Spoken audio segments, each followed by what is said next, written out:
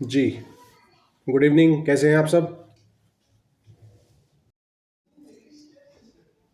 जी, last class में हम लोग भाई 378 जो कि चोरी की परिभाषा 378 समझ आया आप लोगों को भाई?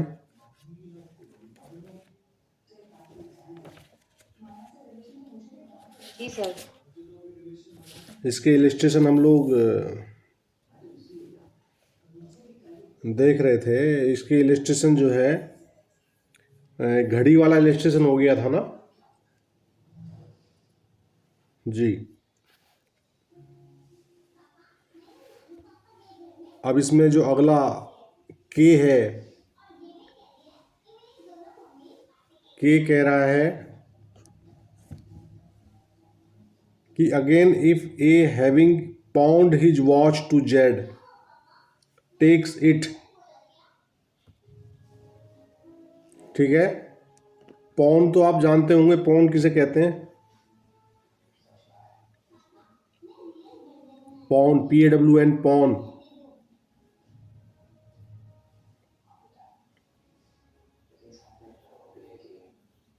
जी, बोल के बता दीजिए वंदना जी।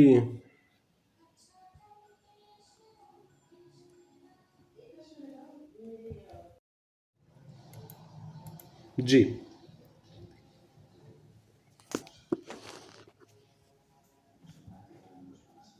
तो इसका अगले वाला जो इलस्ट्रेशन है,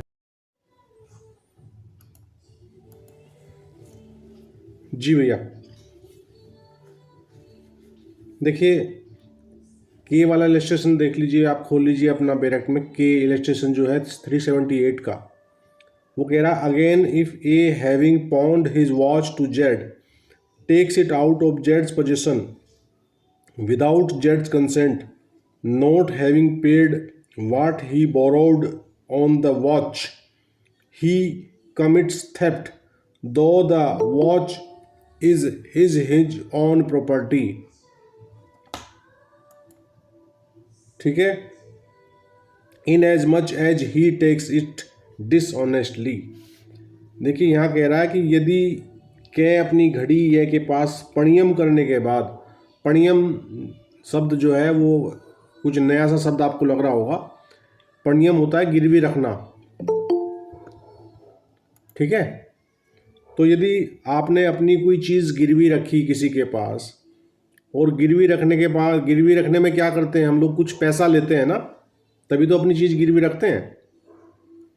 ठीक है, और उससे जो हमने ऋण लिया है, उस ऋण को चुकाए बगैर हम वो अपनी चीज़ वहाँ से उसकी सम्मति के बिना हटा रहे हैं, ले रहे हैं, तो हम जो है यहाँ बेईमानी से ऐसा काम कर रहे हैं। बेईमानी क्यों है मन में? क्योंकि हम जो उससे उधार लिया हुआ है, जो ऋण लिया हुआ है, उसे चुकाए बिना अपनी वस्तु जो हमने गिरवी के तौर पर रखी थी उसको हम वापस ले रहे हैं। तो वैसी स्थिति में हम क्या कर रहे हैं? चोरी कर रहे हैं। Is that clear? चलिए, आई कह रहा है ए takes an article belonging to Z out of Jades possession without Jades consent with the intention of keeping it until he obtains money from Jed as a reward for its restoration. Here A takes dishonestly. A has therefore committed theft. यहाँ क्या किया कि कै एक वस्तु को उस समय तक रख लेने के आशय से, जब तक कि उसके प्रत्यावर्तन के लिए पुरस्कार के रूप में उसे यह से धन अभिप्राप्त नहीं हो जाता,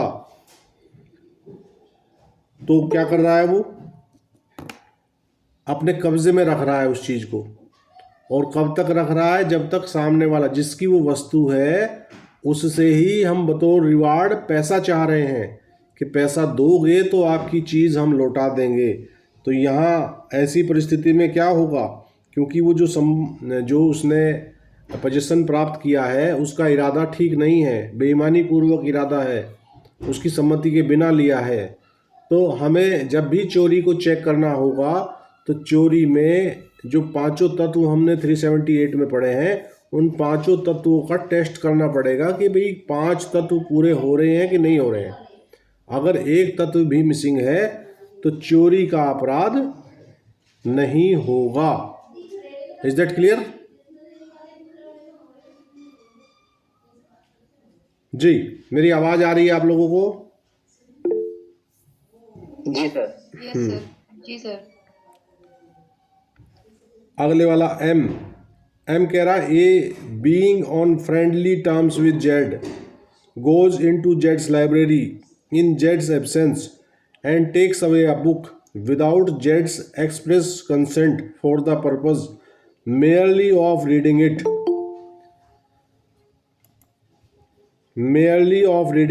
And with the intention of returning it. Here it is probable that A may have conceived that he had Jed's implied consent to use Jed's book. If this was A's impression, A has not committed theft. कै जो यह का मित्र है, यह की अनुपस्थिति में यह के पुस्तकालय में जाता है और यह की अभिव्यक्त सम्मति के बिना एक पुस्तक केवल पढ़ने के लिए और वापस करने के आशय से ले जाता है। तो देखिए यहाँ आशय कैसा है? आशय यहाँ सद्भाव पूर्वक है, सद्भाव है आशय में, कोई दुराशय नहीं है। आशय क्या है कि मैं पढ़ने के लिए ले रहा हूँ और पढ़ने के बाद इसे लौटा दूंगा। ठीक है, यहाँ यह अधिसंभाव्य है कि कै ने यह विचार किया हो कि पुस्तक उपयोग में लाने के लिए उसको, यदि कै का यह विचार था तो कै ने चोरी नहीं की है।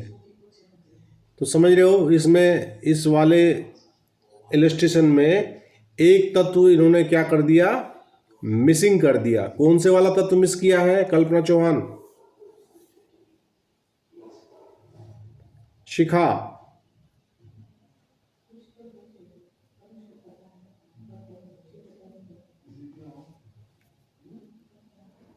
सलमान सैफी जी क्लास में हैं। सलमान सैफी, कौन सा तत्व मिसिंग है इस इलस्ट्रेशन में जिसकी वजह से यह चोरी नहीं बनी? सर बेईमानी का।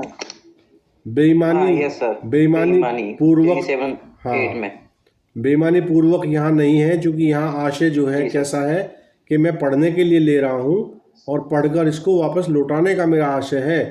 तो ऐसी अवस्था में और बाकी सारे तत्व पूरे हो रहे हैं, सम्मति के बिना ले रहे हो आप, है ना, वहाँ से हटा भी रहे हो उसे। ठीक है, संपत्ति किसकी है? दूसरे के कब्जे से ले रहे हो। कैसी संपत्ति है? मूवेबल प्रॉपर्टी है। तो बाकी चार तत्व पूरे हैं। पांचवा तत्व जो बेईमानी पूर्वक आशय है, उसको मिसिंग होते ही अपराध चोरी का नहीं रह जाता। ठीक है, तो कैसा अपराध है ये?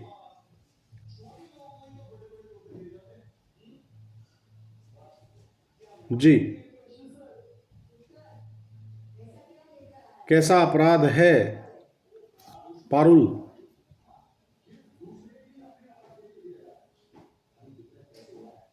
मेरी आवाज नहीं आ रही क्या आप लोगों को भाई?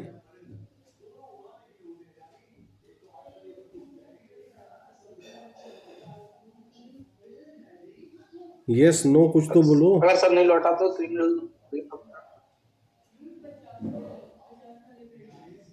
देखिए, इस इलस्ट्रेशन के हिसाब से ये कोई भी अपराध नहीं है। आप अपने मित्र की किताब इस आशय से ले रहे हो कि मैं पढ़कर लौटा दूंगा, तो वैसी अवस्था में आपने कोई भी अपराध नहीं किया है। ठीक सर, ये एक्सप्लेनेशन 5 में वो कर रहा है लाई, एक्सप्लेनेशन 5 में। हाँ, क्या कह रहा है 5? The consent mentioned in the definition may be express or implied. इसमें implied है उसकी consent वापस करने की, and may be given either by the person in possession or by any person having for that purpose authority, either express or implied. मतलब वो कब्जे रखने वाले व्यक्ति द्वारा या ऐसे व्यक्ति द्वारा जो इसे मतलब इम्प्लाइड या एक्सप्रेस है इस वजह से रख रहा है, तो दी जा सकती है। नहीं, जो पांचवा जो आपने बताया स्पष्टीकरण, ये पांचवा स्पष्टीकरण जो है ना, ये पांचवा स्पष्टीकरण तो जो संपत्ति का स्वामी है ना, उसकी उसकी सम्मति के बारे में बात कर रहा है। ये कह रहा है कि परिभाषा में वर्णित सम्मति अभिव्यक्त या विवक्षित हो सकती है, और वह या तो कब्जा रखने वाले व्यक्ति द्वारा या किसी ऐसे व्यक्ति द्वारा जो उस प्रयोजन के लिए अभिव्यक्त या विवक्षित प्राधिकार रखता हो दी जा सकती है। ये तो सम्मति देने के पर्पज से बात कर रहा है। यहाँ क्या कह रहा है, यहाँ उसने जो ले रहा है उसने फील करा है, इस बात को उसने फील किया है कि मुझे भाई आपके दोस्त की कोई चीज़ है तो आप अपने दोस्त की किसी वस्तु पर ऐसा अधिकार मानते हो कि भाई मैं भी इसको जो है अगर यूज करूँगा तो मेरे दोस्त को कोई आपत्ति नहीं होगी। मतलब कि उसकी कंसेंट जो है आप विवक्षित मान के चल रहे हैं। ठीक है, तो कंसेंट विवक्षित मान लिया आपने। बाकी आप पुस्तकालय में जाते हो, उसकी सम्मति के बिना कंसेंट नहीं है, कोई अभिव्यक्त कंसेंट नहीं है, बस आपने उसको अपना मित्र होने के नाते ये आपने प्रिज्यूम कर लिया है कि मुझे ऐसी विवक्षित सम्मति मेरे दोस्त की प्राप्त है। Is that clear? जी, अगले वाला कह रहा है, ए आस्क्ड चैरिटी फॉर जेड्स wife, she gives a money, food and clothes which A knows to belong to Jed, her husband. Here it is probable that A may conceive that Jed's wife is authorized to give away alms. If this was A's impression, A has not committed theft. यहाँ कह रहा है ये कि पत्नी से कै खैरात मांगता है। ठीक है, वह कै को धन, भोजन और कपड़े देती है जिनको कै जानता है कि वे उसके पति ये के हैं। ठीक है, यहाँ यह अधिसंभाव्य है कि कै का यह विचार हो। क्या विचार हो कै का? कि यह की पत्नी को भिक्षा देने का प्राधिकार है। ठीक है, यदि कै का यह विचार था तो कै ने चोरी नहीं की। ये एक्सप्लेनेशन नंबर जो 5 हमने पढ़ा था उसमें क्या प्राधिकारवान व्यक्ति को भी है कहा है ना कि या तो अभिव्यक्त या विवक्षित सम्मति उस व्यक्ति की हो जिसकी संपत्ति है, या उसकी तरफ से कोई व्यक्ति ऐसा ऑथोराइज हो जिसकी तरफ से सम्मति दी जा सकती हो। तो यहाँ पत्नी को ये प्राधिकार मानते हुए उसने लिया है खैरात के तौर पे, तो यहाँ उसने चोरी का अपराध नहीं किया है इसमें। Is that clear? O illustration कह रहा है, A is the paramour of जेड्स वाइफ। ठीक है, she gives a valuable property which A knows to belong to her husband Z and to be such property as she has no authority from Z to give. If A takes the property dishonestly he commits theft. यहाँ ये कह रहा है कि ये की पत्नी का जार है। ठीक है, वह कै को एक मूल्यवान संपत्ति देती है जिसके संबंध में कै यह जानता है कि वह उसके पति की है। ठीक है, और वह ऐसी संपत्ति जिसको देने का प्राधिकार उसे यह से प्राप्त नहीं है, तो ऐसी अवस्था में क्या होगा, मामला चोरी का बन जाएगा। ठीक है जी, क्लियर है?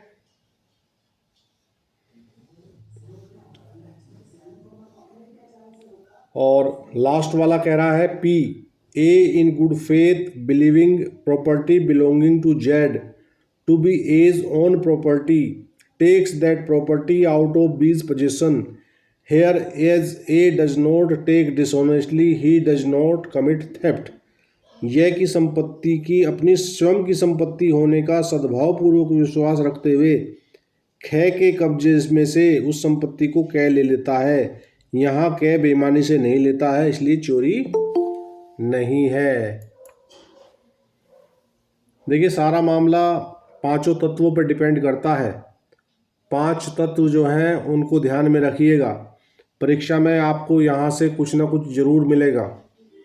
कोई ना कोई इलस्ट्रेशन आपको, और जब वो अंगूठी वाला इलस्ट्रेशन है ना, मेज़ पे अंगूठी रखी हुई है और वो उठा के उसको उसका स्थान परिवर्तन कर देता है, वो इलस्ट्रेशन बहुत बार पूछा जाता है। तो जैसे ही वो स्थान परिवर्तन उसने किया है, चोरी का अपराध तभी कंप्लीट हो गया। ठीक है, इज दैट क्लियर? एक केस लो नोट कर लीजिए, प्यारेलाल वर्सेस स्टेट 1963 का है, सुप्रीम कोर्ट।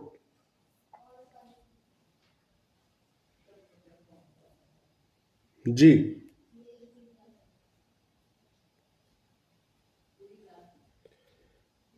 नोट करा भाई, प्यारेलाल बनाम स्टेट। इसमें क्या था, एक अभियुक्त जो है सरकारी विभाग में अधीक्षक के पद पर कार्यरत था और वो कार्यालय में से एक फाइल अपने घर लाया और उसे किसी अन्य को दे दी। ठीक है, जिसमें से उसने कुछ पन्ने निकालकर अन्य पन्ने लगा दिए, मतलब कि फाइल के कुछ इम्पोर्टेंट पेज चेंज कर दिए। ठीक है, बाद में अभियुक्त ने वो वापस ला के कार्यालय में रख दी। तो ऐसी परिस्थिति में क्या अपराध होगा भाई? चोरी होगी कि नहीं होगी?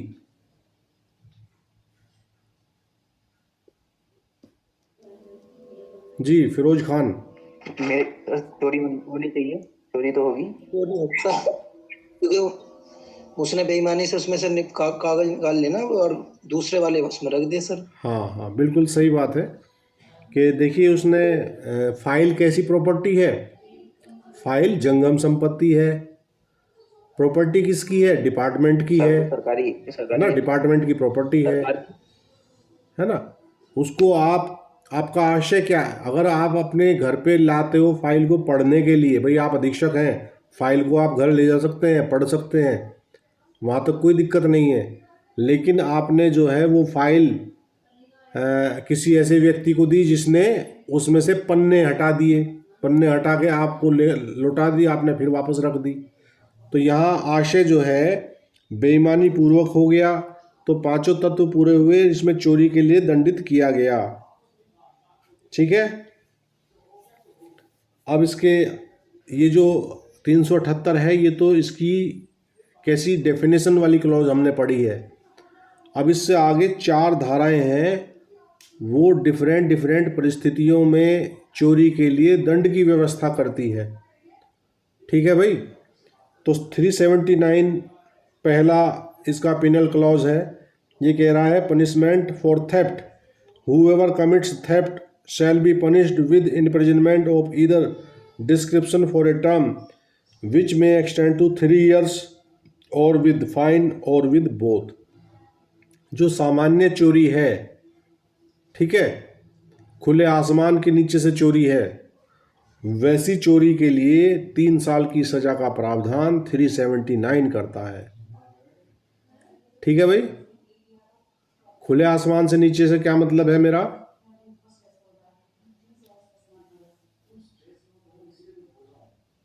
जी बोलिए, सलमान सैफी जी बोलिए। सर इसमें मैं जैसे आपने बताया सर, इसमें 379 में चोरी का जो है 3 वर्ष के लिए कारावास। सर इसमें जुर्माना भी तो हो सकता है, मतलब जुर्माना या दोनों? हाँ लिखा हुआ है, मे एक्सटेंड टू 3 years और विद फाइन और विद बोथ। 3 साल तक की सजा या जुर्माना या दोनों। ठीक है, और अगली जो 380 है वो कह रहा है थेफ्ट इन ड्वेलिंग हाउस एटसेट्रा, निवास गृह आदि में चोरी। देखिए जो चोरी 379 वाली है वो तो है बाहर से चोरी, ओपन एरिया से चोरी। ठीक है, आपकी कहीं बाइक बाहर खड़ी है और बाइक को बाहर से कोई चुरा ले जाए तो 379, और अगर वही बाइक घर के अंदर से चुराई जाए तो 380 लगेगी। ये ध्यान में रखिएगा अंतर। और ये कह रहा है whoever commits theft in any building, tent or vessel which building, tent or vessel is used as a human dwelling or used for the custody of property shall be punished with imprisonment of either description for a term which may extend to 7 years and shall also be liable to fine. तो 380 में जो सज़ा का मापमान है वो बढ़ जाएगा। 379 में जहाँ 3 वर्ष की सज़ा थी, 380 में ये सज़ा बढ़ के कितनी हो गई? Up to 7 year। Is that clear? बस शर्त यह है कि जो चोरी है वो किसी घर के अंदर से, टेंट के अंदर से, वेसल के अंदर से, किसी गोदाम के अंदर से, ठीक है, ऐसे स्थान से चोरी होनी चाहिए जो या तो संपत्ति की अभिरक्षा के लिए बनाया गया हो या मानव निवास के लिए बनाया गया हो। जी, इज दैट क्लियर? सर मैं ये कह रहा हूँ, जैसे सर मटेरियल होगा, जैसे सीमेंट होता है और बजरी होती है, अगर ये चोरी कर ली जाए तो 379 में लगेगी या 380 में लगेगी सर? भाई वही चेक करने का आधार यही है कि अगर आपका सीमेंट और आपकी बजरी बाहर पड़ी हुई है खुले मैदान में, ओपन स्काई, जी सर, तो 379, और आपके घर के अंदर से कोई चुराएगा तो 380। ठीक है। इसमें आप स्थान से, वस्तु से कोई मतलब नहीं है, वस्तु क्या है, आपको सिर्फ ये देखना है कि चोरी का स्थान क्या है। 379 जो बात करता है वो बात करता है, जैसे मैंने एग्जांपल दिया, आपकी बाइक घर के बाहर से चोरी होती है तो 379 लगेगी, और कोई हिम्मत करके घर के अंदर से ही उठा ले जाए तो 380 लगेगी। ठीक है ना भाई, दोनों बातों में अंतर है ना। चोर की हिम्मत में डिफरेंस है ना, एक तो बाहर खुले में से उठा के ले जा रहा है और दूसरा आपका दरवाज़ा खोल के आपके घर से बाहर, घर के अंदर जाके निकाल रहा है। तो दोनों अवस्था में डेयरनेस में डिफरेंस है ना। वहाँ बाहर डेयर उसे कम करना पड़ रहा है, अंदर जाने के लिए उसे ज़्यादा हिम्मत और मेहनत करनी पड़ रही है, दरवाज़ा खोलना पड़ रहा है, अंदर से चुराना पड़ रहा है। तो जितनी डेयरनेस बढ़ेगी उतनी सज़ा बढ़ेगी। Is that clear? जी सर। एनु गोपाल समझ पा रहे हैं? एनुपाल, एनु जी सर। समझ आ रहा है? हाँ जी सर, आ गया समझ। चलिए, बड़ी अच्छी बात है। 381 कह रहा है थेफ्ट सर बाय, समझाते अच्छा है तो समझ आ गई। हाँ जी, सर समझाते अच्छा है तो समझ में आएगा। हाँ, नहीं देखिए, मुझे बीच बीच में पूछ भी लेना चाहिए। क्लास में जी सर जी। हर कैपेसिटी का बच्चा होता है ना। कुछ लोगों की क्षमता ग्रहण करने की बहुत ज़्यादा होती है, कुछ की कम होती है, कुछ की बहुत कम होती है। तो मुझे क्लास को उस सबसे कम वाले के नज़रिए से लेके चलना पड़ता है ना जी। 381 कह रहा है थेफ्ट बाय क्लर्क और servant of property in position of master. तो 381 लगेगी यदि हुएवर बीइंग ए क्लर्क और सर्वेंट, यदि कोई हमारा क्लर्क है या सर्वेंट है, ठीक है, और being employed in the capacity of A clerk और servant commits theft in respect of any property in the possession of his master or employer shall be punished with imprisonment of either description for a term which may extend to 7 years and shall also be liable to fine। ठीक है, 381 बात कर रहा है किसी लिपिक या सेवक द्वारा स्वामी के कब्जे की संपत्ति की चोरी। लिपिक आप जानते ही हैं, क्लर्क कौन होता है भाई? जिसे भी लिखत पढ़त का काम करने के लिए आपने रखा वो क्लर्क हो गया। कुछ लोग सरकारी डिपार्टमेंट में क्लर्क होते हैं, कचहरी में हमारे जो मुंशी होते हैं उनको भी तो हम क्लर्क ही बोलते हैं।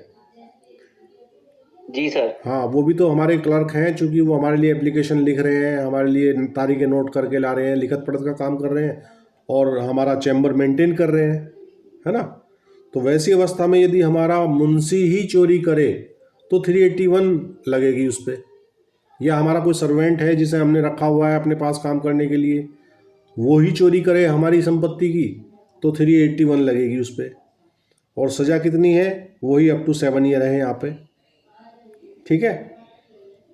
और 382 चाहे वो हाँ जी, 7 वर्ष के। हाँ, अप टू 7 ईयर। सेवक है अगर उल्लास में, हाँ अजमल जी, आपकी आवाज़ ब्रेक हो रही है, दोबारा बोलिए क्या पूछना चाह रहे हैं आप।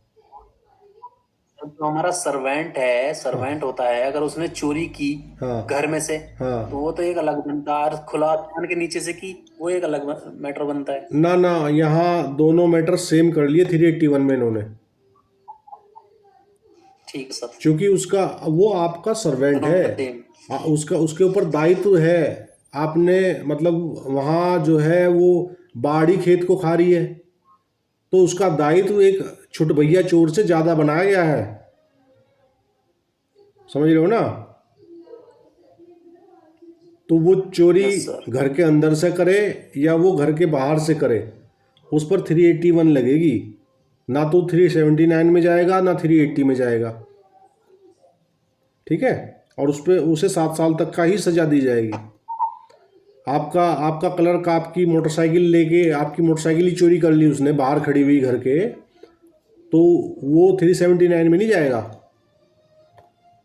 एक अनजान चोर है, छुटभैया चोर है, वो जाएगा वहाँ, ठीक है ना। उससे भाई एक छुटभैया चोर से तो अपेक्षा करोगे कि वो तो चोरी करेगा करेगा।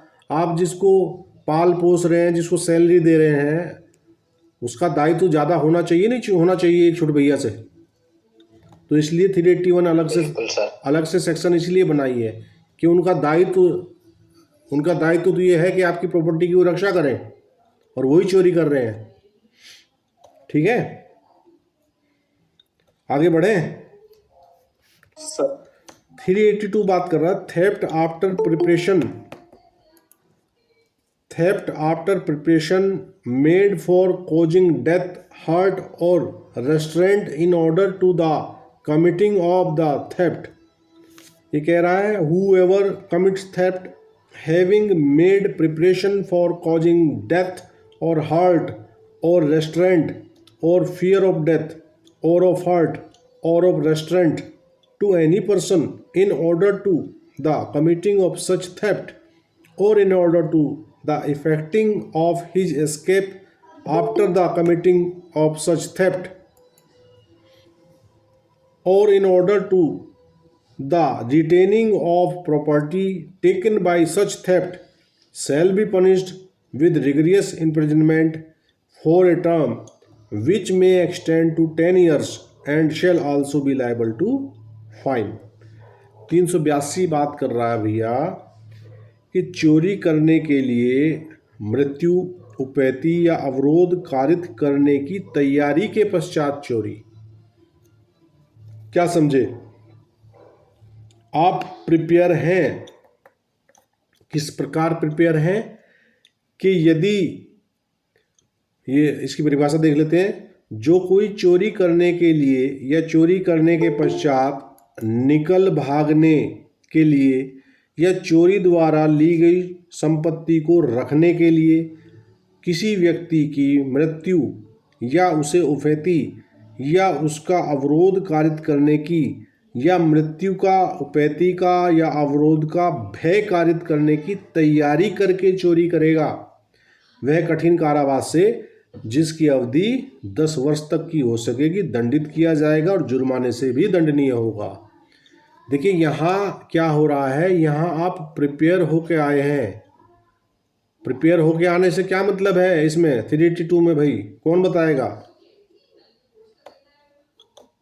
सर ऐसे कोई ऐसा डेडली वेपन लेके आना कि अगर कोई मिल गया तो उसे बिल्कुल मार बिल्कुल, देंगे आपने वगैरह। तमंचा वमंचा लगा के, पिस्टल विस्टल लेके आप आए हो, तैयारी के साथ आए हो कि यदि इस संपत्ति को ले जाने में, रोकने में, कहीं भी किसी भी स्तर पर मुझे कोई ऐसा कार्य करना पड़ा कि मैं मृत्यु भी कारित करने का मेरे पास साधन है, तो मृत्यु कारित करने के लिए आपके पास कुछ मीन्स तो होने चाहिए ना।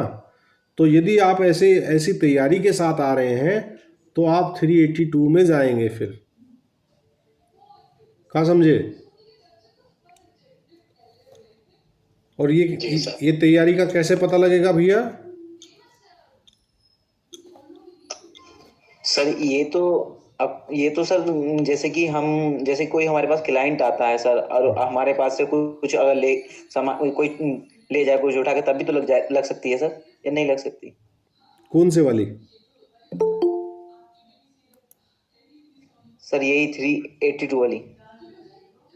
नहीं, क्लाइंट से क्या मतलब है? क्लाइंट आ रहा है कुछ लेके जा रहा है तो वो तो 380 में जाएगा, सामान्य सी बात है। अगर कोई क्लाइंट हमारा आया और कुछ चोरी करके ले गया हमारे चैम्बर से, हमारे ऑफिस से, तो 380 में कवर होगा ना वो तो। 382 तो ये बात कर रहा है कि बंदा जो चोरी करने के लिए आया है, यदि वो ऐसी तैयारी के साथ आया है कि अगर मुझे आवश्यकता पड़ी तो मैं मर्डर कर दूं या किसी को उपैती कारित कर दूं। मान लीजिए वो कोई तमंचा वमंचा चाकू वाकू लेके आया है, इस प्रकार से आया है कि यदि कोई व्यक्ति मेरे और चोरी के बीच में आया तो मैं उसकी लाश भी गिरा सकता हूँ, या उसको चोटिल कर सकता हूँ, या उसको रेस्ट्रेंट कर सकता हूँ, अवरोध पैसा कर सकता हूँ, उसको रोक सकता हूँ कहीं। तो उसके पास कोई साधन तो होने चाहिए ना उस काम के लिए। यदि ऐसे साधन के साथ कोई व्यक्ति चोरी करेगा तो यहाँ 382 लगेगी। ठीक है, क्लियर भाई? दृष्टांत देख लेते हैं इसके, इलस्ट्रेशन से समझ में आ जी जाएगा। सर। इलस्ट्रेशन नंबर 1 कह रहा है इसका, A commits theft on property in जेड्स position and while committing this theft he has a loaded pistol under his garment having. जी सर आप तैयारी का बता रहे थे। हाँ, तैयारी वाला ही तो बता रहा हूँ। तैयारी का इलस्ट्रेशन तो पढ़ रहा हूँ जी। A commits theft on property in Jed's possession and while committing this theft, he has a loaded pistol under his garment. Having provided this pistol for purpose of hurting Jed in case Jed should resist, A has committed the offence defined in this section. आवाज़ में मेरी कुछ दिक्कत बताई जा रही है, क्या सभी को प्रॉब्लम आ रही है आवाज़ में भाई? जी सर आ रही है। देख रही है। सर कट रही है। जी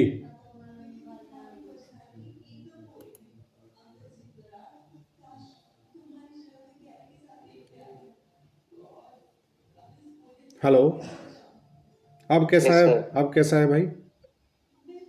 आप क्लियर है सर? जी ठीक है सर। ठीक है सर। जी। A commits theft on property in Jed's possession and while committing this theft he has a loaded pistol under his garment. Having provided this pistol for the purpose of hurting Jed in case Jed should resist, A has committed the offence defined in this section.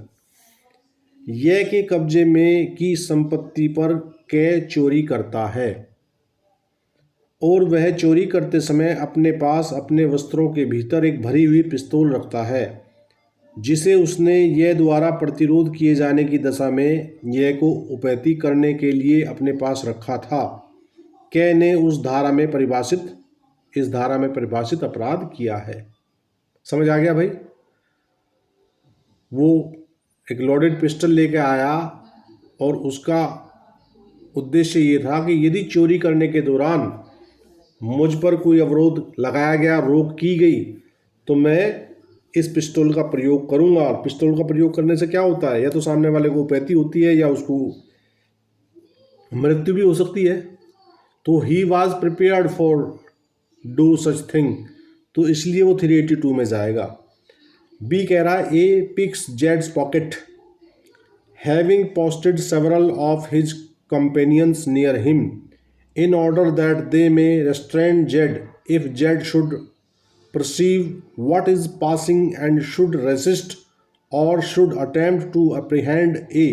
A has committed the offence defined in this section. यहाँ ये बताया जा रहा है कि जो कै है वो ये की जेब काटता है और ऐसा करने के लिए अपने कई साथियों को अपने पास इसलिए नियुक्त करता है कि यदि यह समझ जाए कि क्या हो रहा है, ठीक है, और प्रतिरोध करे या कै को पकड़ने का प्रयत्न करे, तो वे यह का प्रतिरोध करें। कै ने इस धारा में परिभाषित अपराध किया है। देखिए, जो जेब कतरों का गैंग होता है, समूह होता है, ये इनकी ड्यूटियां होती हैं बाकायदा। ये अपने शिकार के दाएं बाएं जो है इस प्रकार तैनात रहते हैं कि जो व्यक्ति जेब काट रहा है, यदि जिसकी जेब काटी जा रही है उसको कुछ कहानी समझ आ जाए, पहली बात तो ये हवा ही नहीं लगने देते, इतने शार्प होते हैं, ठीक है। लेकिन यदि वो प्रिपरेशन के साथ रहते हैं कि यदि ऐसा कुछ हुआ कि कुछ उसको कुछ ऐसी भनक लग गई कि तेरे साथ क्या हो रहा है और उसने उसको रेजिस्ट करने का, प्रतिरोध करने का प्रयास किया, तो उसके आसपास जो लोग पहले से तैनात थे तो वो तैयारी के साथ था ना कि यदि वो प्रतिरोध करे तो उसको वो क्या करेंगे, पकड़ेंगे, पीटेंगे, मारेंगे। अगर वो उसको रोकने का प्रयास करेगा जो जेब काट रहा है तो ही इज़ वेल प्रिपेयर्ड, वो तैयार है। कैसी तैयारी के साथ आ रहा है, जैसी कि 382 में बताई गई है। Is that clear my dear?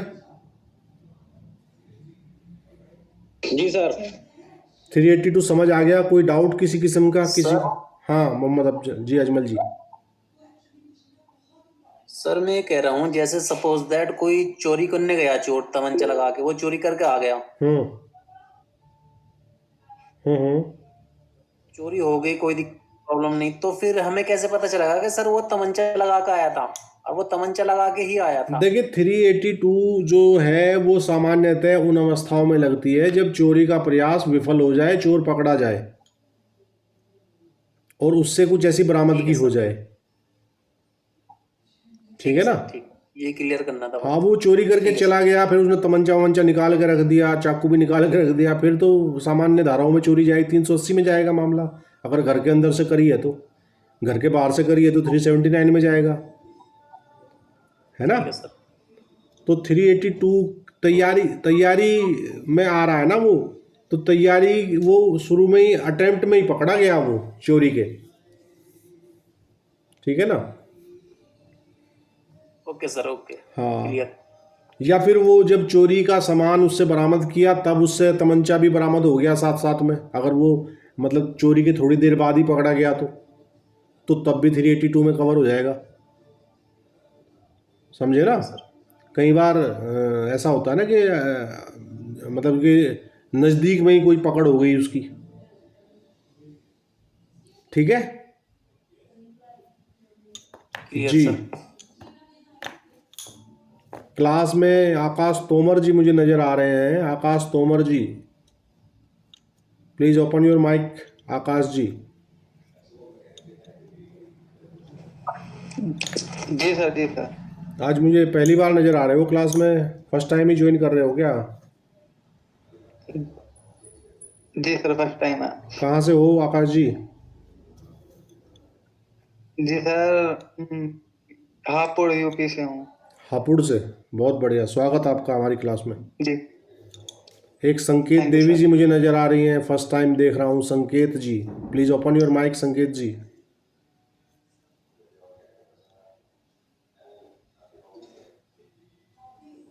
हाँ जी सर, नमस्ते। जी नमस्कार संकेत जी, कहाँ से हो आप? सर मैं सहारनपुर से। फर्स्ट टाइम हो ना क्लास में आज? हाँ जी सर। हाँ, इतनी पहचान तो मुझे रहती है अपने बच्चों की कि पहले दिन कौन आ रहा है। चलिए, स्वागत आपका। Thank you sir. हाँ, तो कहाँ से हो सहारनपुर में? सर मैं एक्चुअली वैसे तो बेट से हूँ, रहती सहारनपुर में हूँ, कोर्ट जाती हूँ ना मैं पे, सिविल कोर्ट। अच्छा, सिविल कोर्ट में है आप। कौन से चैम्बर पे हो? सर 239 अशोक चौहान। 239 अशोक चौहान। चलिए, बहुत अच्छी बात है हाँ जी सर। जी। कब से हो कोर्ट में? आप कहाँ से हो? मैं, मुझसे पूछ रहे हो? सर मुझे तो 2 साल हो। जी जी जी। भैया मैं तो सहारनपुर से हूँ, सहारनपुर डिस्ट्रिक्ट सहारनपुर से हूँ। Okay sir. यहीं सिविल कोर्ट में वकालत करता हूँ, ठीक है। चलिए आगे बढ़ते हैं। बनना था सर। हाँ बोलिए भैया।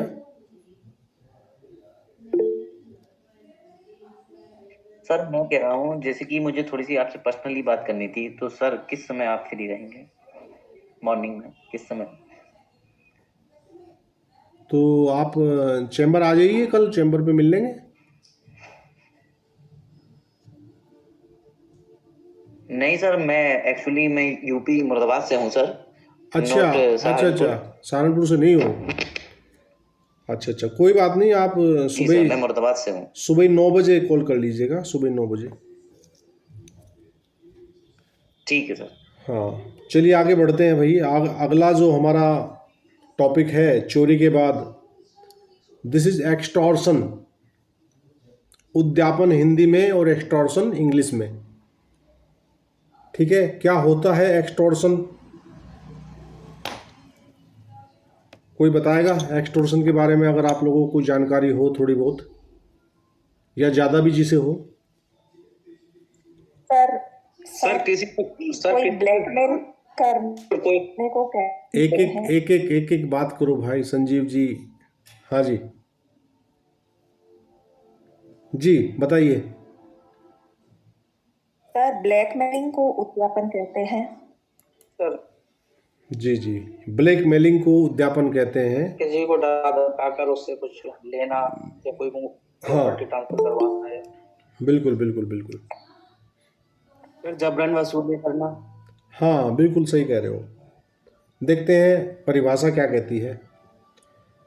परिभाषा कह रही है कि whoever intentionally puts any person in fear of any injury to that person or to any other and thereby dishonestly induces the person so put in fear to deliver to any person any property or valuable security or anything signed or sealed with may be converted into a valuable security commits extortion। ये कह रहा है 383 उद्यापन, जो कोई किसी व्यक्ति को स्वयं उस व्यक्ति को या किसी अन्य व्यक्ति को कोई क्षति करने के भय में साशे डालता है, ठीक है, और तद द्वारा इस प्रकार भय में डाले गए व्यक्ति को कोई संपत्ति या मूल्यवान प्रतिभूति या हस्ताक्षरित या मुद्रांकित कोई चीज जिसे मूल्यवान प्रतिभूति में परिवर्तित किया जा सके किसी व्यक्ति को प्रदत्त करने के लिए बेईमानी से उत्प्रेरित करता है, वह उद्यापन करता है। ये कहानी 383 ने बताई है उद्यापन की। ठीक है भाई। अब इसमें क्षति शब्द आया है, क्षति पढ़ा है ना, किसी अन्य व्यक्ति को कोई क्षति करने के भय में साशे डालता है। तो क्षति हमने आईपीसी की कौन सी धारा में पढ़ी थी एनु? सर 44। जी, बहुत अच्छे। थोड़ा धैर्य रखा करो, जब मैं नाम लेके बोलता हूं तो जब तक नाम लेने वाला व्यक्ति सरेंडर ना कर दे तब तक नेक्स्ट वेट किया कीजिए थोड़ा। 44 में, सॉरी सर। हाँ कोई बात नहीं, 44 में क्षति को कैसे समझाया गया है? 44 सेक्शन में क्षति के बारे में क्या बात बताई गई है? क्या क्या बात, कैसी कैसी होती हैं क्षति? किसी के शरीर पर, मन पर, ख्याति पर या संपत्ति पर अवैध रूप से जो होता है। बिल्कुल बिल्कुल। देखिए 4 चीजें बताई गई हैं, ठीक है।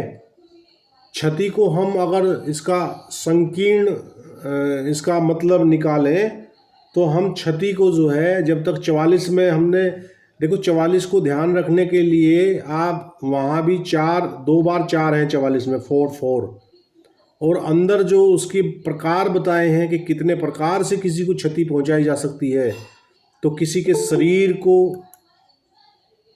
या मन को या संपत्ति को, और चौथी चीज क्या है? ख्याति को। समझ आया भाई? आकाश तोमर जी समझ पा रहे हैं? जी सर। आकाश तोमर जी, आपने प्रेजेंटेशन शुरू कर दिया। आपकी स्क्रीन हमारे स्क्रीन पे शो होने लगी है, प्लीज़ उसे बंद कीजिए। हाँ जी, बुशरा।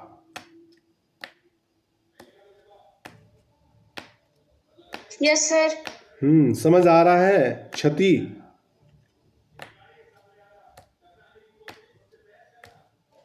Yes sir. हाँ, तो उद्यापन में वो क्षति जो है इन चारों प्रकार में से किसी भी प्रकार से क्षति पहुंचाने का भय हो सकता है, क्योंकि क्षति को हमने सेक्शन 44 में अच्छे से पढ़ा हुआ है। और सेक्शन 44 जो है कौन से चैप्टर का सेक्शन है, सोनिया शर्मा जी क्लास में है, बताएंगी सोनिया शर्मा। जो क्षति है वो आईपीसी के किस अध्याय में हम पढ़ते हैं? गुंजन बताए। सोनिया जी ने जवाब देने से सरेंडर कर दिया, जवाब नहीं आ रहा है। चैप्टर सेकंड में। चैप्टर सेकंड में पढ़ते हैं। और चैप्टर सेकंड किस बात के लिए मशहूर है, किस नाम से जाना जाता है?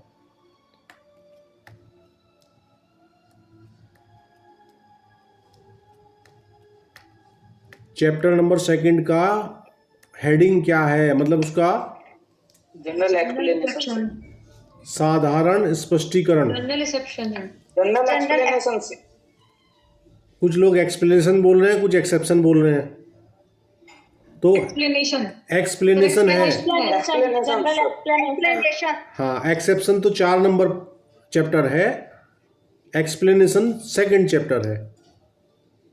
ठीक है, जी सर। चलिए, तो अब इसके उद्यापन के हम दृष्टांत देखते हैं, जिससे कि हमें उद्यापन बिल्कुल साफ साफ नजर आने लगे, साफ साफ समझ आ जाए।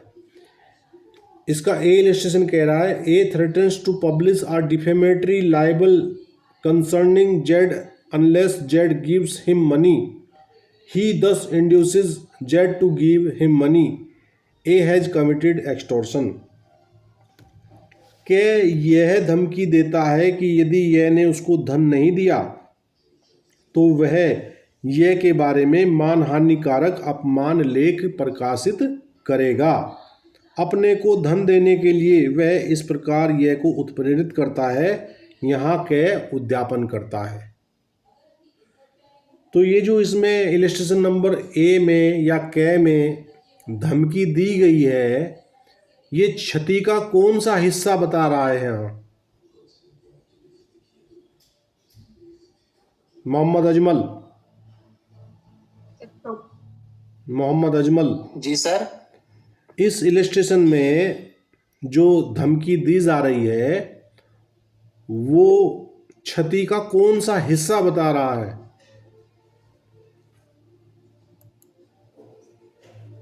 शरीर।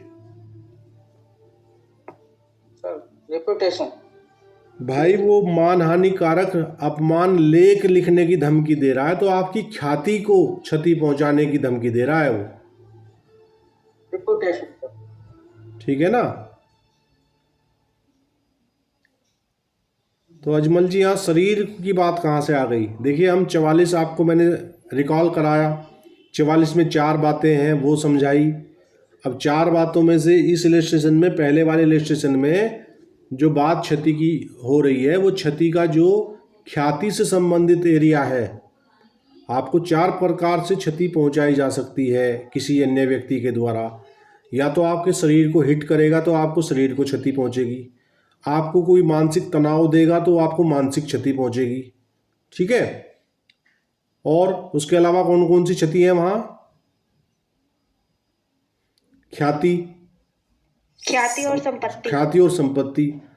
आपकी संपत्ति को कोई चुरा लेगा, जला देगा, तो वहाँ आपको क्षति पहुंचाई जा रही है। कैसी? संपत्ति से संबंधित। यहाँ इस इलस्ट्रेशन में आपको कोई मानहानिकारक लेख लिखने की धमकी दे रहा है आपके खिलाफ, तो यहाँ आपकी रेपुटेशन को ही तो हर्ट करेगा वो, आपकी रेपुटेशन को ही तो चोट पहुंचेगी, उससे क्षति पहुंचेगी, है कि नहीं? अच्छा एक बात बताओ, उद्यापन में जो संपत्ति है वो कैसी संपत्ति होनी चाहिए, मूवेबल या इमूवेबल?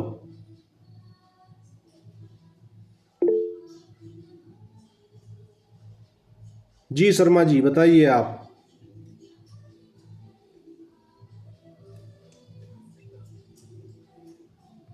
सर ये मूवेबल है।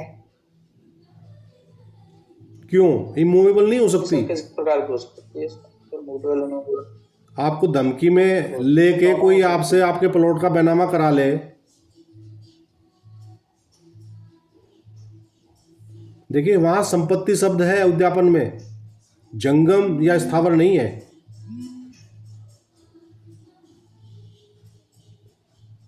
क्यों? Okay sir.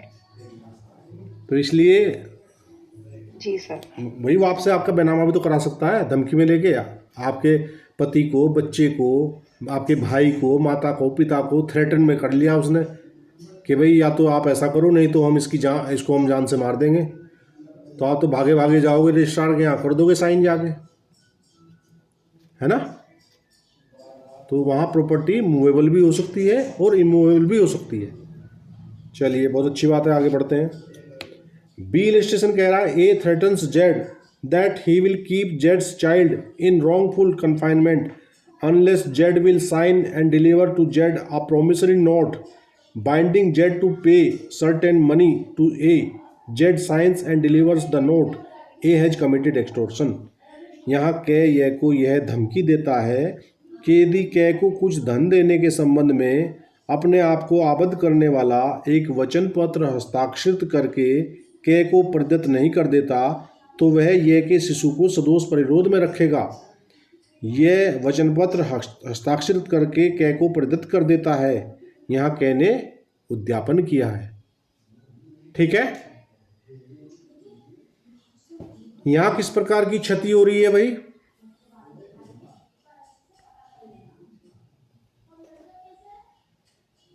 जी सर मन की, मेंटली सर।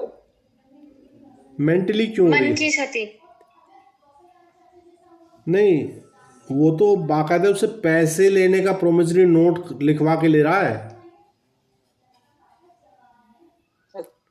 ठीक है, मेंटली और वेल्थली दोनों होगी। हाँ वह मेंटली तो उसको मानसिक रूप से तो त्रस्त कर ही रहा है, किसी के बच्चे को कन्फाइन कर रहा है वो। दूसरा उसकी वेल्थ पे, उसकी संपत्ति पे भी तो चोट पहुंच रही है। भाई आपसे धन निकलेगा तो वो धन के रूप में भी तो आपका नुकसान ही हो रहा है, क्षति हो रही है आपको मॉनेटरी। और मॉनेटरी क्षति कैसी होती है? अगर मॉनेटरी क्षति किसी को हो रही है तो उसको कौन से पार्ट में रखोगे आप वहां 4 वाली क्षतियों में? सांपत्तिक, क्योंकि आपका धन जो है वो आपकी संपत्ति भी तो है।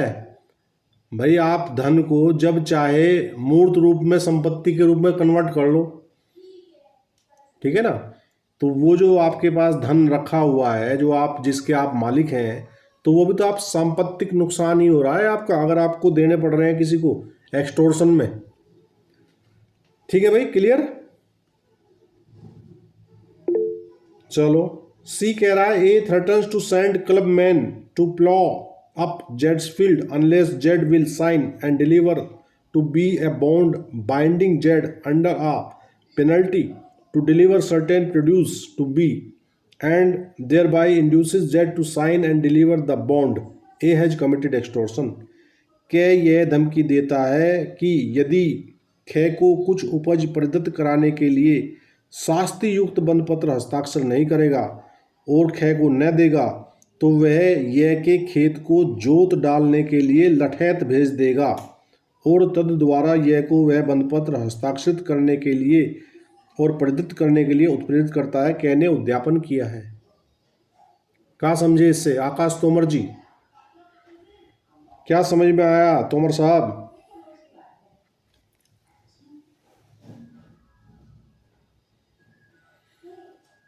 जी संकेत देवी जी, आप क्या समझ रहे हैं इस इलस्ट्रेशन से?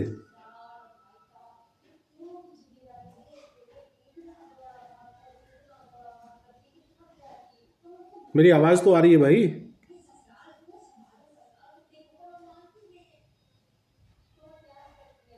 Hello, am I audible? Yes sir, आपकी आवाज क्लियर है। हाँ, तो मेरी आवाज़ तो Yes, क्लियर है, sir. लेकिन जब मैं सवाल पूछता हूँ तो कई बार मुझे पिन ड्रॉप साइलेंस नज़र आता है क्लास में, जैसे कि कम्युनिकेशन गैप हो गया हो कुछ। सर आपने बाई नेम पूछा था। हाँ हाँ, तो बाई नेम वाले भी तो यस नो कुछ तो कहें, अगर पता नहीं तो मना कर दें। क्यों संकेत जी, आप नहीं सुन पा रहे हैं मुझे? आकाश तोमर जी, आवाज बताए क्या? सर, आवाज तो खूब जा रही होगी, लेकिन बता। नहीं नहीं, देखिए, क्लास में आप लोग जो है ना, वो देखिए, आप गलत जवाब देने में हिचकिचाओ मत ना, उसमें कोई शर्म की बात है ना नेटवर्क कोई। इशू हो रहा है आपकी तरफ से बहुत ज्यादा। क्या सैफी जी, नेटवर्क इशू कई बार आपके पार्ट पे भी हो सकता है। अधिकतर लोगों को क्लास में मेरी आवाज़ ठीक आ रही है। अब ये क्या मामला है कि कई बार मेरे एंड पे भी हो सकता है कोई फॉल्ट, और कई बार वो आपके एंड पे भी हो सकता है ना? तो यदि ऐसी कुछ समस्या आपको अपने स्तर पे नज़र आ रही है तो आप एक बार लेफ्ट करके दोबारा ज्वाइन कर लें, तो उससे उससे कई बार ना वो रिकनेक्ट होता है, तो वो ठीक ठाक जॉइंट मिल जाते हैं। ठीक है डियर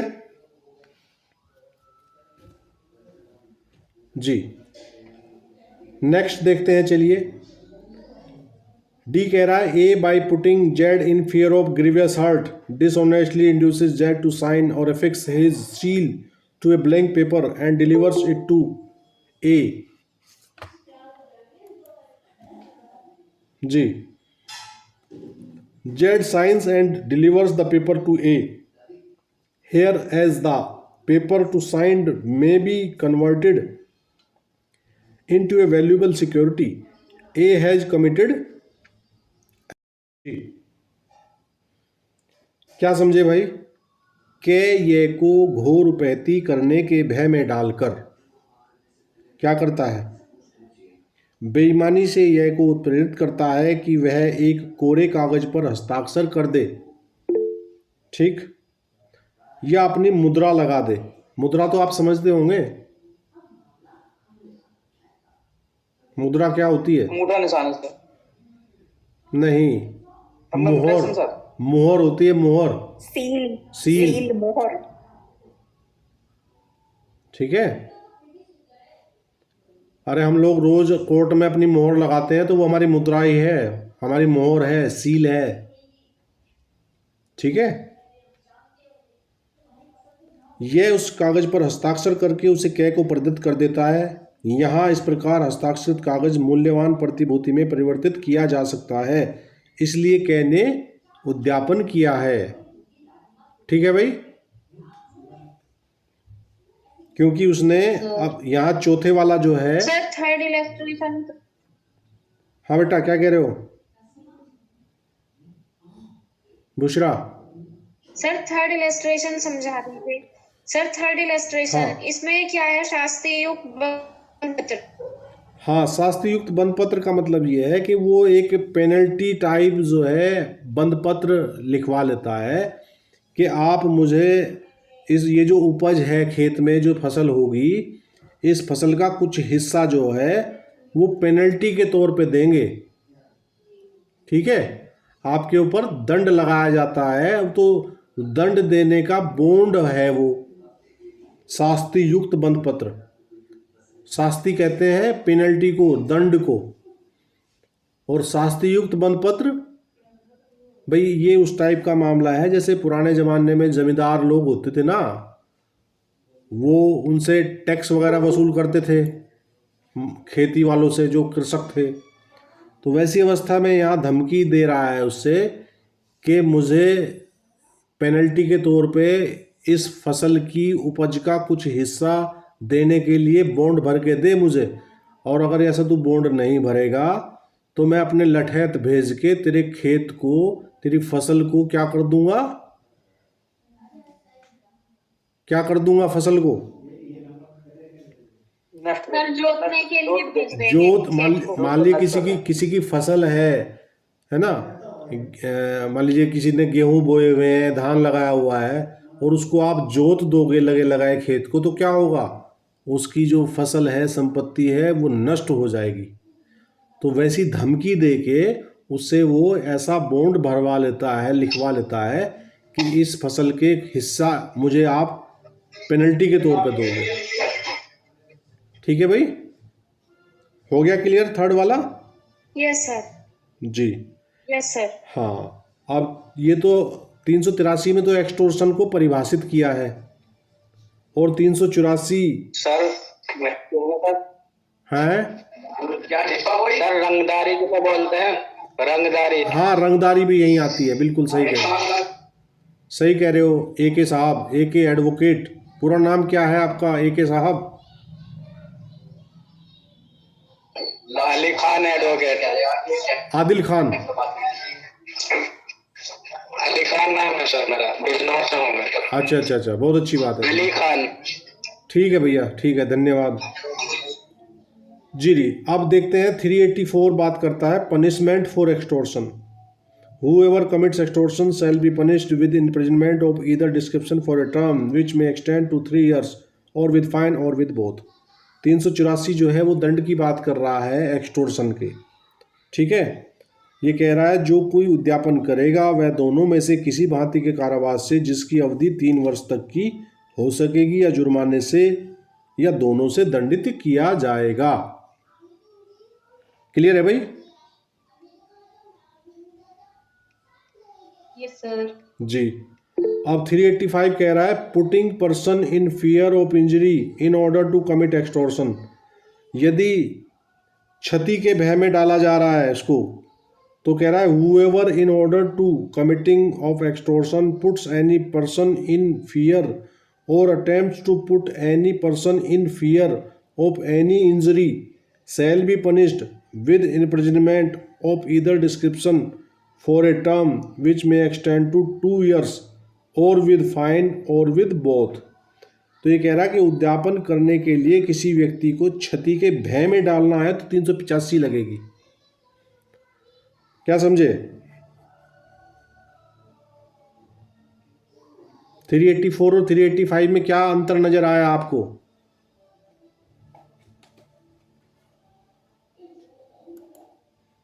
जी 384 में खाली एक्सटर्शन है और 385 में putting the attemption to put in the fear of injury है और कमिट एक्सटर्शन है, मतलब भय डालने का प्रयास है।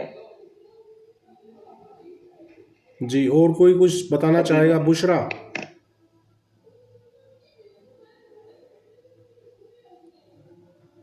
जी बुशरा। सर 384 में तो उसमें सर 384 में तो उन्होंने एक्सटॉर्शन कंप्लीट कर दिया है और इसमें अभी एक्सटॉर्शन करने के लिए उसे इंजरी का सिर्फ डर ही दिखाया है। बहुत बढ़िया, बहुत बढ़िया, वेरी गुड, शाबाश।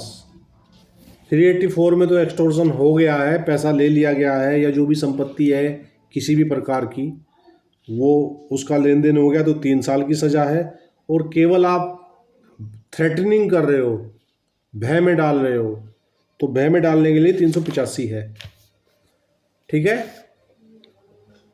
386 बात कर रहा है extortion by putting a person in fear of death और ग्रीवियस हर्ट। यहाँ मृत्यु या उपैती के भय में डालकर अगर उद्यापन करा जाएगा तो 386 लगेगी। ठीक है, ये कह रहा है whoever commits extortion by putting any person in fear of death or of grievous hurt to that person or to any other shall be punished with imprisonment of either description for a term which may extend to 10 years and shall also be liable to fine। ये कह रहा भैया कि जो कोई किसी व्यक्ति को स्वयं उसकी या किसी अन्य व्यक्ति की, देखिए जो है ये जो मृत्यु हो सकती है और उपैती का भय हो सकता है, या तो इसमें वो व्यक्ति है जिससे एक्सटोर्शन किया जा रहा है या उसके अलावा कोई अन्य व्यक्ति है जिसे एक्सटोर्ट किया जा रहा है।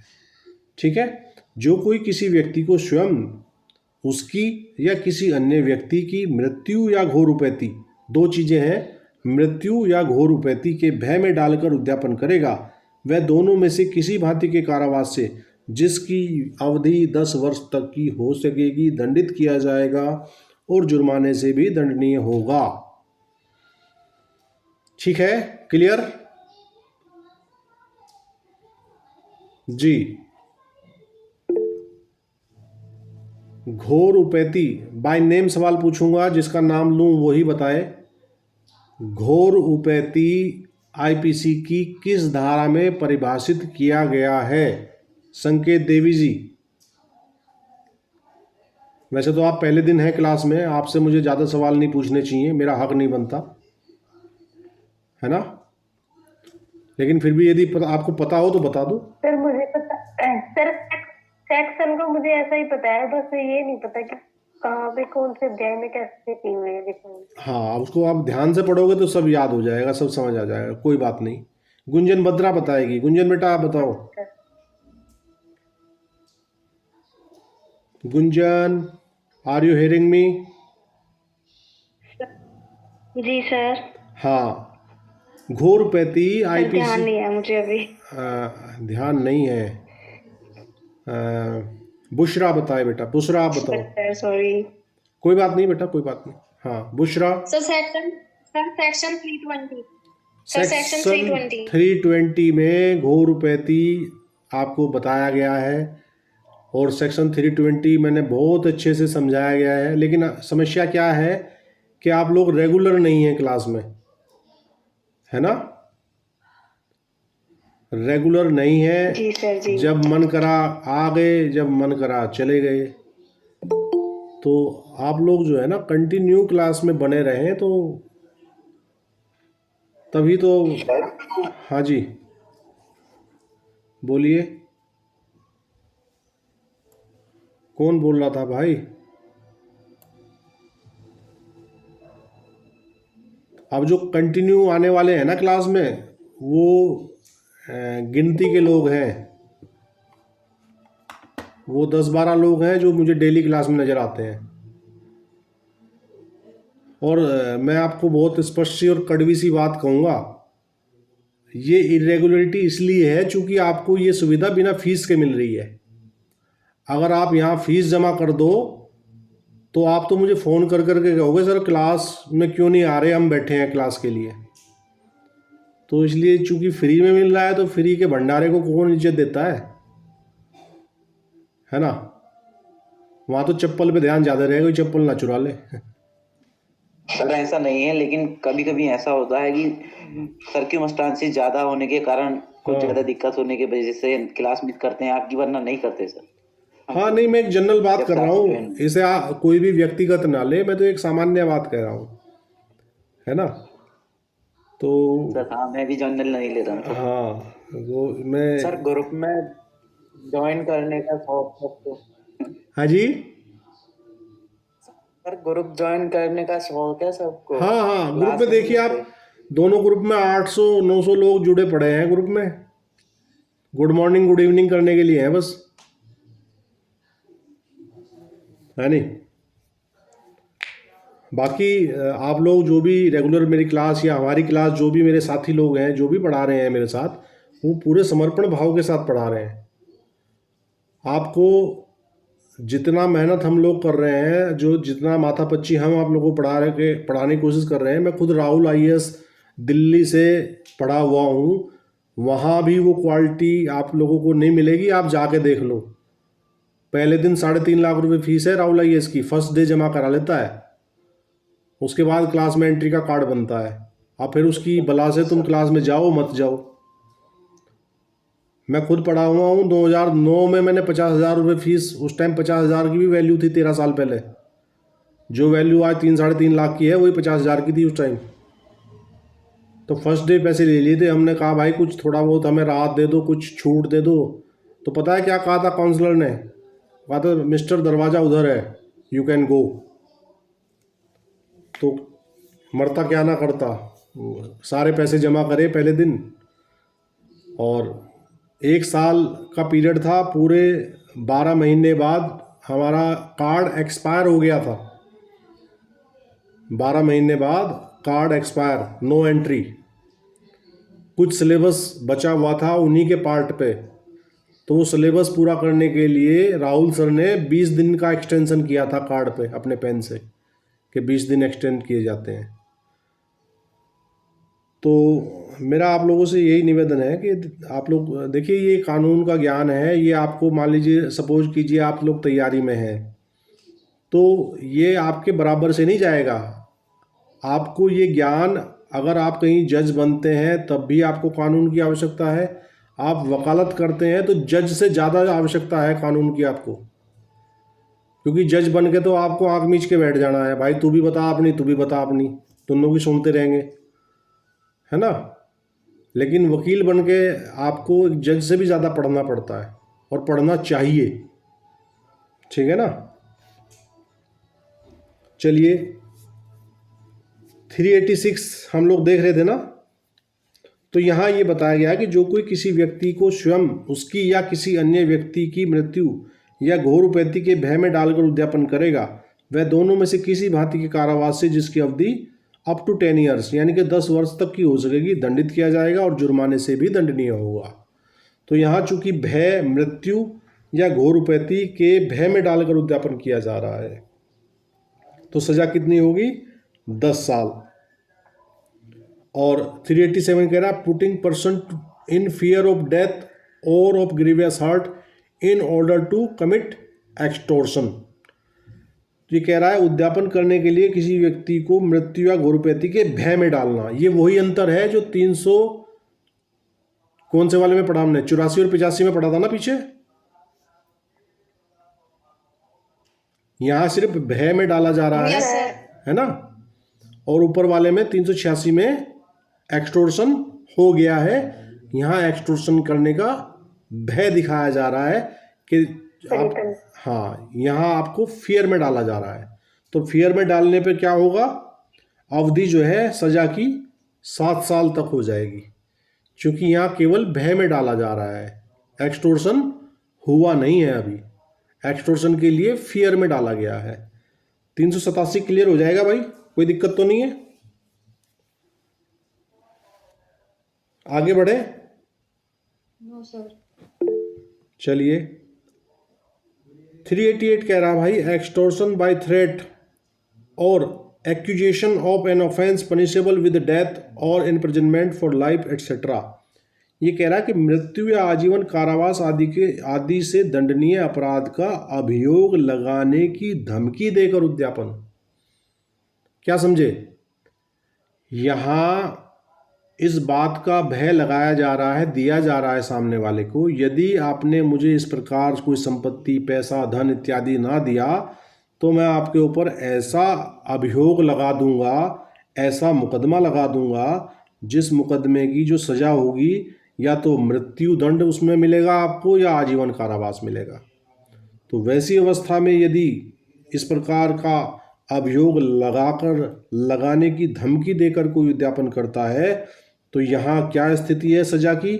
उद्यापन करेगा वह दोनों में से किसी भांति के कारावास से, जिसकी अवधि 10 वर्ष तक की हो सकेगी, दंडित किया जाएगा और जुर्माने से भी दंडनीय होगा। तथा यदि वह अपराध ऐसा हो जो इस संहिता की धारा 377 के अधीन दंडनीय है तो वह आजीवन कारावास से दंडित किया जाएगा। 377 में क्या बताया गया है एनु? Sir unnatural offence. हमने अभी पढ़ा है, 2-3 क्लास पहले ही हमने 377 को वाइडली पढ़ा था, ठीक है जी सर, उसमें 10 ईयर का पनिशमेंट है। हाँ, और आजीवन कारावास तक भी है उसमें। जी जी जी, 10 ईयर से लेके आजीवन कारावास तक। ठीक है, इसमें दोनों भी लग सकते हैं क्या क्या? जैसे कि आजीवन कारावास प्लस 10 ईयर्स। नहीं, ऐसा थोड़े हो जाएगा। उसमें तो मैक्सिमम आजीवन कारावास है और मिनिमम अप टू 10 ईयर है। जब आपको आजीवन कारावास ही दे दिया तो फिर 10 ईयर का क्या रह गया फिर?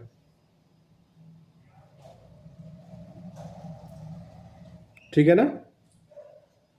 377 पढ़ाते हुए मैंने 5 केस लो आपको डिस्कस किए थे। वो 5 केस लो मुझे कौन बताएगा? 5 केस लो मैंने डिस्कस किए थे। हाँ एनू बताइए। सर फर्स्ट था आपने नाज फाउंडेशन केस बताया था, जी और सेकंड सर सुरेश कुमार कौशल का था, जिन्होंने नाज फाउंडेशन को ही मतलब वो किया था, हेल्प किया था इसमें, मतलब उनके उसको। उसके बाद सर एक पुत्तर स्वामी का केस बताया था आपने, हाँ और सर एक अवधेश झाकड़ था शायद सर। नहीं नहीं नहीं, और कोई हेल्प सर करे, मैं बताऊं? एनओ की हेल्प करे कोई? हाँ सर नाज फाउंडेशन वर्सेस राष्ट्रीय राजधानी क्षेत्र दिल्ली का था, जी 2010 का केस था। जी फिर उस हाई कोर्ट में फिर सर सेकंड था सुरेश कुमार कौशल अदर्स वर्सेस नाज फाउंडेशन का। बिल्कुल। इसमें जो फर्स्ट केस था हमारा नाज फाउंडेशन का, उसकी डिसीजन को चैलेंज गया था। हाँ और सर थर्ड केस था NALSA versus Union of India 2014 का था। इसमें सर जो उसमें पहले नाज फाउंडेशन में 377 इन्हें जो ये लेस्बियंस थे उनको अलग से पहचान मिली थी, नालसा में इन्हें अलग से पहचान दी गई थी। और फिर फोर्थ था Justice Puttaswamy versus Union of India. इसमें ये आधार कार्ड वाला केस था, इसमें जो राइट टू प्राइवेसी था उसे वो एक्शन में आया था एक तरीके से फंडामेंटल राइट की तरह। और फिफ्थ केस था नवदेव सिंह जौहर versus Union of India.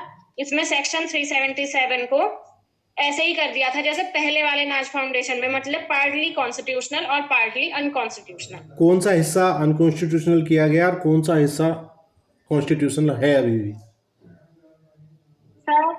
Sir उसमें इसमें बोला था कि जैसे जीव जंतुओं के साथ है जो अननेचुरल ऑफेंसेस है, जैसे जीव जंतु के साथ है और बगैर कंसेंट के है, पुरुष का पुरुष के साथ और स्त्री का स्त्री के साथ, तो वो तो अनकॉन्स्टिट्यूशनल है। उसके लिए से सेव किया गया सेक्शन 377 को। बट विद कंसेंट अगर पुरुष का पुरुष के साथ है इंद्रिय भोग और स्त्री का स्त्री के साथ है तो वो कॉन्स्टिट्यूशनल है, क्योंकि उनकी कंसेंट शामिल है। हाँ, प्राइवेसी में अगर वो कुछ ऐसा करते हैं तो चूंकि उनका ओरिएंटेशन जो है वो कुदरती है, इसलिए उनको आप जो है एक अलग वर्गीकरण करके अनरीजनेबल जो उनका एक वर्गीकरण किया जा रहा था उसको हिट कर दिया, और आर्टिकल 14 में उन्हें समानता का अधिकार देते हुए ये कह दिया कि जो कंसेंसुअल मैटर हैं उन पर 377 अप्लाई नहीं होगी, और जो अनकंसेशनल है जिसमें कंसेंट नहीं है उन पर 377 आज भी स्टैंड करती है, और जो पशुगमन आदि के मामले हैं उन पर भी 377 आज भी स्टैंड करती है। तो ये कह रहा है कि जो इस संहिता की धारा 377 के अधीन दंडनीय है, यदि वैसा अपराध लगाने की झूठा अभियोग लगाकर, ऐसा अभियोग लगाकर धमकी देकर कोई एक्सटॉर्शन करेगा तो भय में डालेगा तो क्या करेगा उसको, तो वहाँ आजीवन कारावास से दंडित किया जाएगा। ठीक है, क्या समझे? क्लियर हो गया भाई? 389 में वही स्थिति है जो 86 और 87 में अंतर था। 389 में भय में डाला जा रहा है केवल, और 388 में एक्सटोर्शन हो चुका है। ठीक, इज दैट क्लियर? और ये बात यहाँ ध्यान में रखने वाली बात है कि 389 की जो 388 में सजा है वही 389 में भी सजा है, सेम सजा है दोनों अवस्थाओं में। आप भय में डाल रहे हो तब भी वही सजा है, आपने एक्सटोर्शन कर लिया तब भी वही सजा है, वही 10 वर्ष तक की वहाँ है। 377 का अभियोग है तो आजीवन कारावास तक है। ठीक है, और वही यहाँ है सेम, दोनों में कोई डिफरेंस इन्होंने नहीं किया है। भय में डालने में भी इतनी सजा दी जा रही है, और अगर एक्सटोर्शन हो गया है तो तब भी उतनी ही सजा दी जा रही है। Is that clear? Yes sir. जी, चलिए आज का क्लास हम यहीं तक रखते हैं, और कल की क्लास में आगे हम लूट और डकैती के बारे में पढ़ेंगे कल की क्लास में। और अभी ईश्वर सर की क्लास होगी, जो लोग इंग्लिश की क्लास लेना चाहेंगे वो रुके रहिए, ठीक है ना? बाकी आपको समझ तो आ रहा है आईपीसी, कोई दिक्कत परेशानी तो नहीं है? अपने कुछ व्यूज़ भी आप लोग बताइए हमें। पारुल सिंगल, जी सर। अरे आपको समझ तो आ रहा है पारुल जी? हाँ जी सर। चलिए, बहुत अच्छी बात है